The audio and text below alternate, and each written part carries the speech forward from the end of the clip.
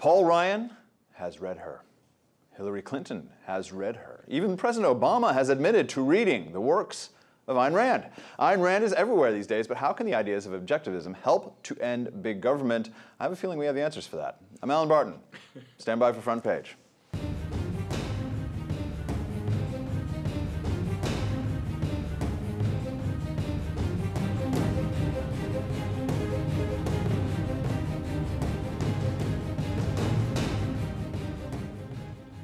Joining me on set, Terry Jones, Associate Editor of Investors Business Daily, and none other than Yaron Brook, President of the Ayn Rand Center for Individual Rights. And today we're going to look at Yaron's latest book. Apparently there are enough ideas clanging around that head that he was able to put them all together and on paper and into a book, and that's where he's been, hawking this book all over the place. It's a terrific book, Free Market Revolution, How Ayn Rand's Ideas Can End Big Government, which he co-authored with Don Watkins, who often makes appearances on this program as well. So why don't we start with an interview that the president did with Rolling Stone, where in addition to calling Mitt Romney a bullshitter, and I can say that on the internet, he takes a swipe at Ayn Rand, saying that her work is something that teenagers read when they are feeling misunderstood. And this is a common critique of Ayn Rand's work, which is that, oh, this is for neurotic teenagers who suddenly get a sense of the idea that they could be powerful, and they're emotionally stunted people if they continue to believe in this. What do you it's terrible. Answer the critique. All these teenagers who read Ayn Rand and you know, maybe then become committed to ideas like being rational and being just and being honest and having integrity and having some self-esteem and being productive, you know, taking care of themselves. And then they outgrow all that. Yeah, and then they just, you know, they outgrow that and they become part of the masses who don't believe in any of those things. So, yes, the books appeal to teenagers. There's no question. There's a reason why when we are teenagers, we're idealistic. We want to believe that there's a purpose to all this. We want to believe there's a purpose in life. We want to believe there's something we can really fight for, something we can achieve in our own lives. And we want to have a sense of freedom. Now, some people, in my view, at some point kind of give up on that idea. They do get absorbed into the kind of conformity of their family or the society around them. It's hard to be different. It's hard to stand up for an ideal that's different. But that's a virtue. Idealism is a virtue. The idea of a better world is a virtue. The idea of being rational and just and productive, these are virtues. These are things that that should be respected. And indeed, Atlas Shrugged sold 500,000 copies the year after President Obama was elected. Thank you, Barack Obama. Highest ever sales, right? Highest, by a factor of 2.5.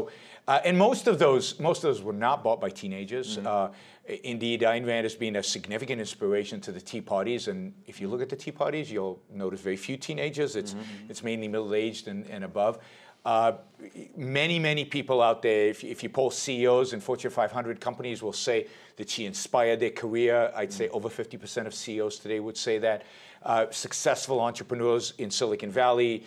This is much broader than teenagers, although yes, there's definitely an appeal to teenager for good reason. So, you know, Obama goes on then to criticize Ayn Rand. We can talk about that, but in terms of actual content. Yeah. But this idea that it's juvenile is ridiculous and flies in the face of all the facts out there. When we got word that you were flying in from the road to actually make an appearance, we voted Terry to stay up late. Terry stayed up till 5 in the morning, panicking. Someone's got to read Yaron's book. We can't be caught flat-footed on having read Yaron's book. We've worked with him for 4 years, you know. And I was like, I got it on my Kindle. I haven't read the whole thing. Can you stay up? What do you think of what he and Don have put down here? Because it's not necessarily a book about objectivism. This is a highly focused book about how her free market ideas can help the current situation. It really talks a lot about the nuts and bolts of economics. Makes the case with the numbers, but the more impressive part of the book, in my opinion, is it makes a moral case for capitalism that goes beyond just numbers. The numbers are very easy. It's very simple to see that the free market capitalism is the most effective winning system for creating wealth and income of any out there. It's hands down, it's an easy case to make.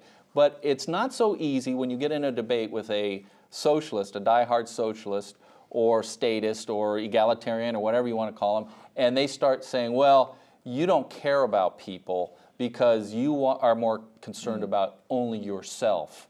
And Yaron and Don's book makes that case, that moral case for the self, individual rights, taking responsibility for your own actions. And underneath that, another common critique, other than you're infantile if you read these books and like them, is the idea, well, you're a selfish, cold-hearted bastard if you like these books because you have no concern for your fellow man other than that which can be coerced from you. And I think that's, I would love you to speak to that point, because the idea that one would not help your fellow man because you have only enlightened self-interest at heart is a complete fallacy, and that help can only be exercised or given under a coercive program. Well, but broader than that, so we try to define what self-interest really means, because the left, well, and unfortunately, and the right have painted self-interest as this uncaring, lying, cheating, you'll do anything. And this is why we have the regulatory state, because we portray businessmen as they'll do anything for a quick buck, so we need to control them, you know, because they're going to lie, steal, and cheat. So we try to show how business is not about lying, cheating, and stealing. Indeed, it's quite the contrary. Business is about creating real value for you and for your customer and for your employees and for your suppliers.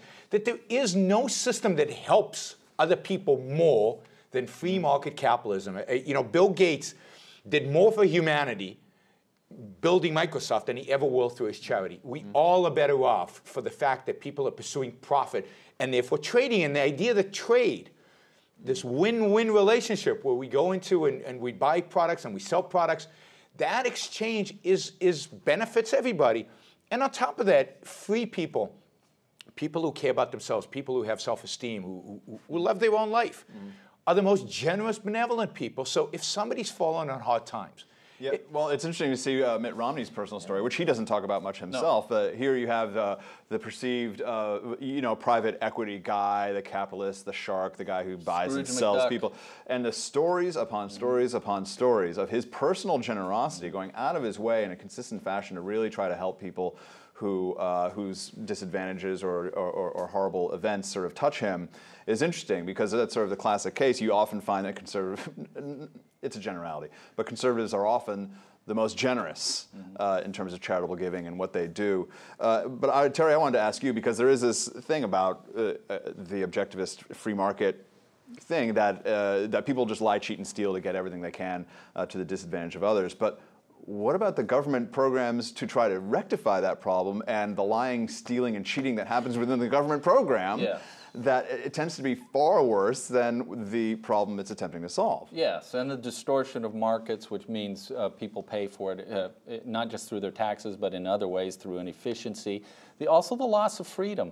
I mean, think about it. Whenever government gets involved in something, it's a loss of freedom. Now, all of us, you know, agree that we want to have our laws in place and we want to have national security, but an overarching nanny state that tinkles and tinkers with every aspect of our lives is a really bad thing. And it's, you know, they take money from you. They take it by force, by compulsion, whether you want to give it or not. And that, to me, is not a good thing. Well, Yaron, again, offering try some devil's advocacy thing. I remember having a conversation, because I reread the book last year for the first time probably in 20 years and found it, again, unbelievably prescient about what is actually happening. Like, the names of the programs actually match the names of the program. It's crazy.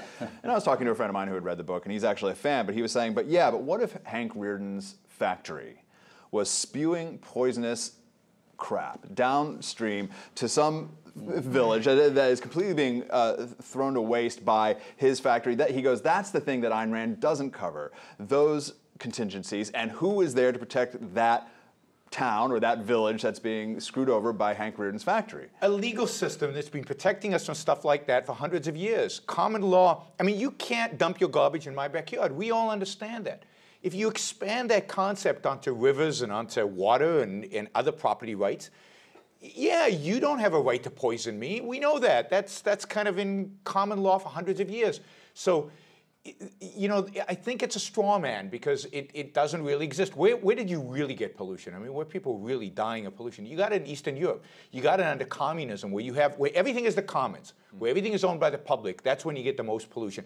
Where people have private property, where people care about their own lives, when people are trying to make the best life for themselves possible, we devise mechanisms to keep our environment clean, you know, human environment. And indeed, in the United States today, as bad as things are generally, it's the human environment, the environment for human beings is better than it's ever been in all of human history, in spite of all those Greens complaining nonstop.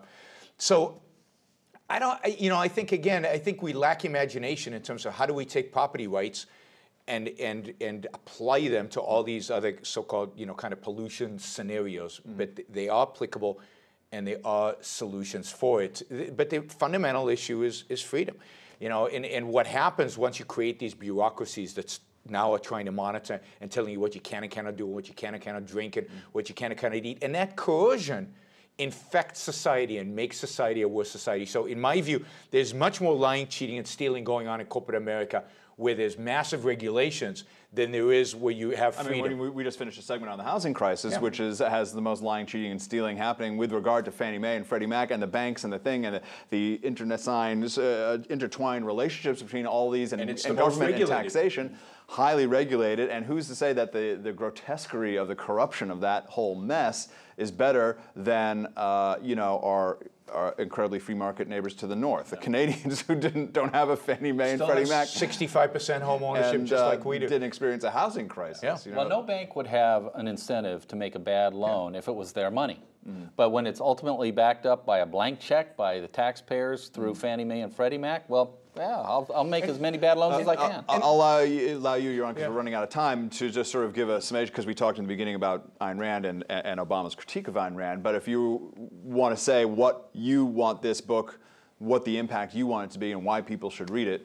Well, I think this is a book for people. It's not a book to convince liberals not to be liberals. This is a book for people who realize that something's wrong, that government is too big, and it lays out why government got to where it is today. What are the moral arguments that the left has used to get us, because they didn't use economic arguments, they used moral arguments to get us to where we are today, and what kind of arguments we need to make, what kind of ethics we need to adopt in order to get us from where we are today to free markets, and how we do it and why it works. So that a big part of the book is devoted to showing that self-interest and capitalism are ethical, that they're moral, that they work, that they produce results that are mutually beneficial to those participants in the marketplace, that capitalism is not a system of exploitation, but a system of win-win trade relationships where everybody is better off. And it actually has chapters on some practical topics like healthcare. What would a private healthcare look like? How do the incentives work in a private healthcare system to actually deliver far better healthcare results than what we get in the United States today? All right, guys, that's all the time we have. Make sure to grab a copy of Yaron's new book, Free Market Revolution: How Ayn Rand's Ideas Can End Big Government, available in hardback and ebook and audiobook and what else?